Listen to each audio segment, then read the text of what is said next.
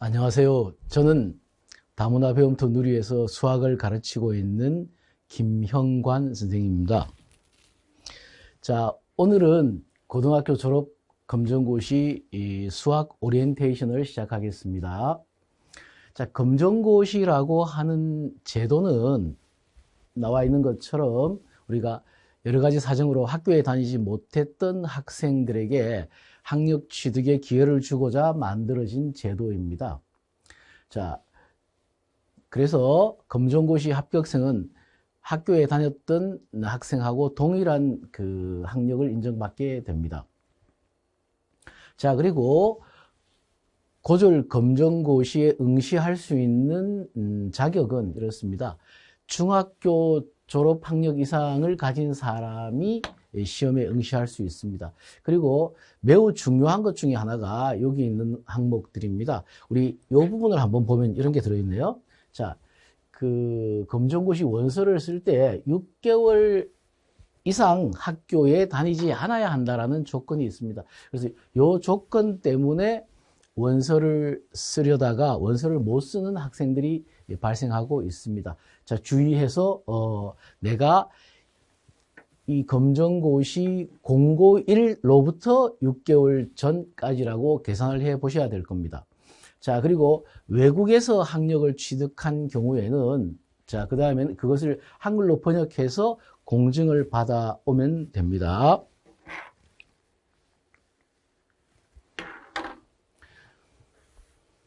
자, 고등학교 졸업 검정고시는 우리 6개의 필수 과목이 있습니다. 국어, 수학, 영어, 사회, 과학, 한국사.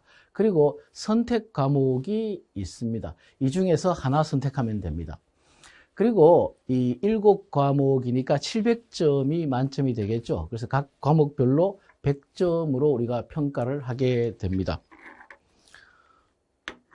자, 문제 형식을 보면은 객관식 사지선다형이고요. 그 다음에 다른 과목은 모두 25문항 4점씩인데 비해서 수학만 20문항 5점으로 배점이 정해져 있습니다. 자, 그리고 합격생을 보면은 우리가 100점 만점을 기준으로 해서 60점이면 합격으로 봅니다. 그래서 우리 7과목이니까 6, 7이 42, 420점을 취득하면 검정고시에 합격한 것으로 봅니다. 자, 여기에 우리가 조심해야 될 게 하나 있죠. 어떤 거 있을까요? 자, 2004년까지는 과락이라는 제도가 있어서 특정 과목에서 점수가 40점 밑으로 떨어진 경우에는 불합격으로 처리했습니다. 자, 그런데 지금은 60점 밑으로 되는 경우에는 과목별로 과락이 됩니다만은 전체 총점에서 420점이면 합격으로 인정을 해주고 있습니다. 자, 고졸 검시 일정을 보면은 1년에 2번 시험을 보게 됩니다.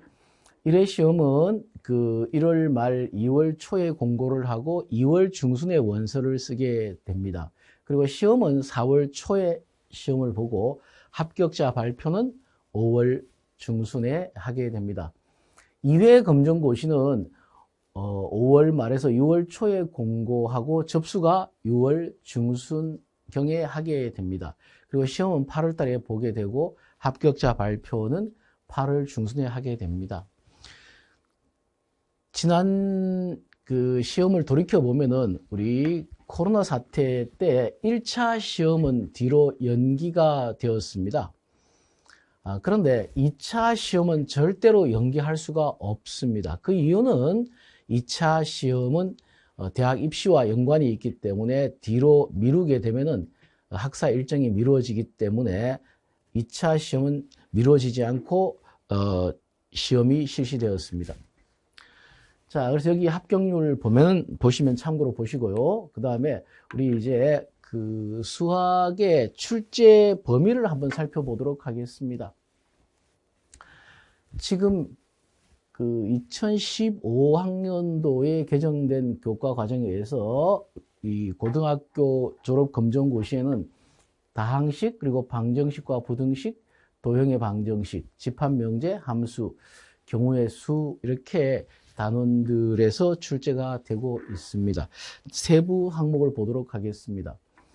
자, 우리 그 다항식 문제는 여러분들이 뭐 틀리거나 하는 학생은 없을 겁니다. 자, 그래서 이 다항식이라고 하는 것들이 어떤 것인지 알아야 되겠고요. 그 다음에 우리가 덧셈, 뺄셈, 그리고 곱셈.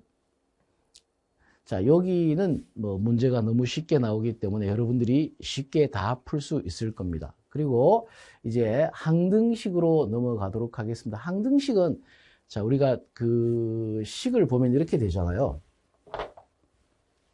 자, 우리가 식이라고 하는 것은 우리가 등식과 부등식으로 나누어지고, 그 다음에 요 등식을 보면은 우리가 자, 방정식이라는 식과 항등식으로 나누어지게 됩니다. 자, 이 항등식은 항상 성립하는 식을 항등식이라고 합니다. 항등식은 출제가 매번 이루어지고 있기 때문에 반드시 풀어야 하는 그런 문제가 되겠습니다. 그리고 나머지 정리도 시험 문제에 나오는 항목입니다. 그리고 인수분해가 있습니다. 인수분해는 우리가 이렇게 보면 좋겠습니다.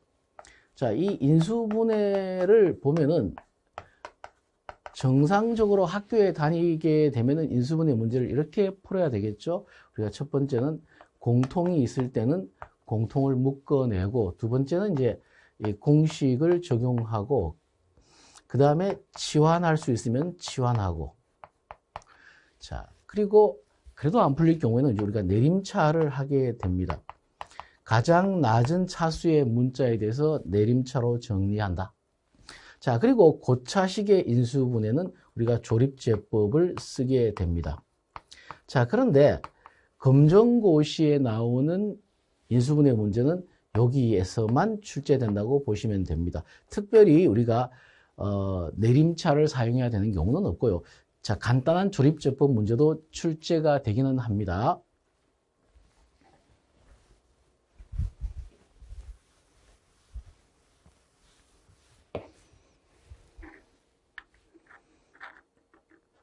자, 이제 방정식과 부등식 단원을 보면요. 우리 복소수에 관한 문제는 출제가 되고 있습니다. 자, 그런데 이 복소수 문제는 난이도가 높지 않고 우리가 그 복소수의 정의를 알면 풀 수 있는 그런 문제로 출제가 되고 있습니다. 그리고 2차 방정식에서 사용되는 이 근해 공식. 자, 이 근해 공식이 실제로 근해 공식을 통해서 문제를 푸는 경우는 거의 없습니다. 요구되지 않고 있고요. 그런데 판별식은 이해하는 게 좋습니다. 자, 그리고 부등식의 기본도 역시 숙지하고 있어야만 문제를 풀 수 있습니다.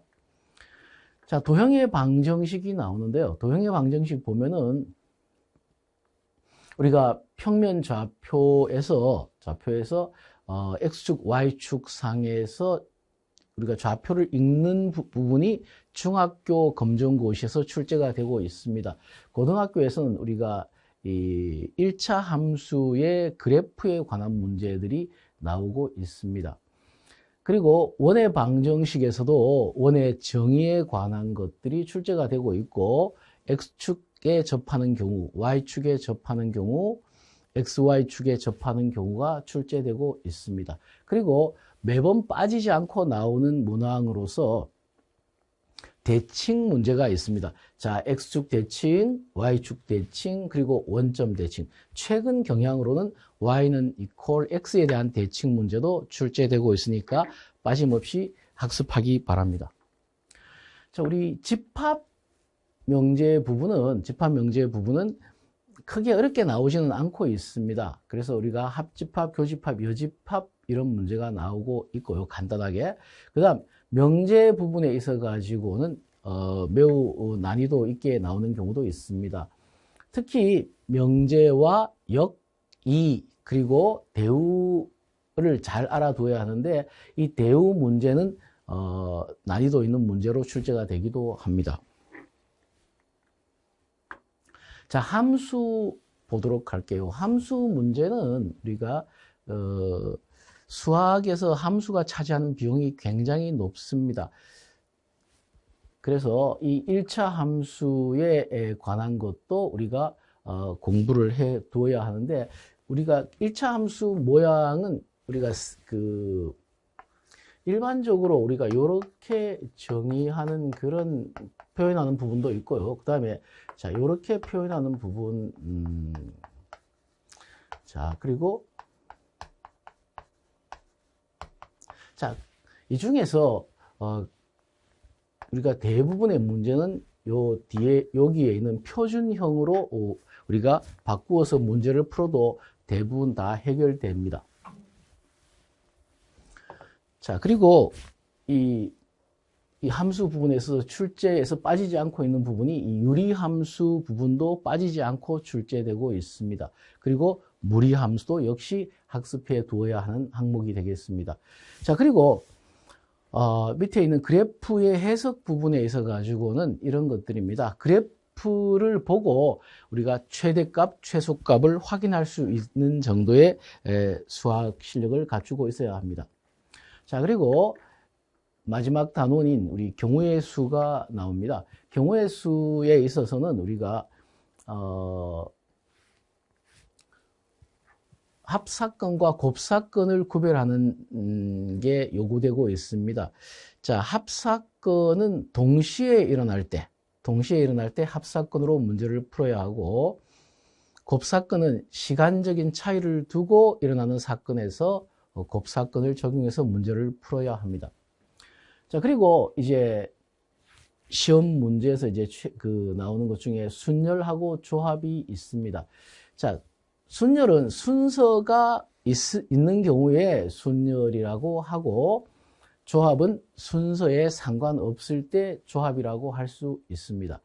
자, 우리 순열을 보면 이런 거가 되겠죠. 반장, 부반장을 뽑으면 반장과 부반장은 다른 거잖아요. 그래서 반장, 부반장은 순열로 계산을 해줘야 되고, 청소당번 2명을 뽑을 때는 청소당번 2명은 순서와 상관없으니까 우리 조합으로 계산을 해주면 되겠습니다. 문제에 관한 것은 그 기출문제 풀 때 풀어보도록 하겠습니다. 자, 검정고시 수학 범위별 출제 경향을 이렇게 한번 표로 한번 뽑아봤습니다. 자, 검정고시는 고등학교 1학년 과정에서 학습하는 내용을 바탕으로 해서 출제되고 있으니까 난이도가 매우 높은 편은 아닙니다. 그럼에도 불구하고 수학을 포기하는 학생들이 많은데 선생님이랑 같이 열심히 해서 좋은 성적 거두었으면 좋겠습니다. 감사합니다.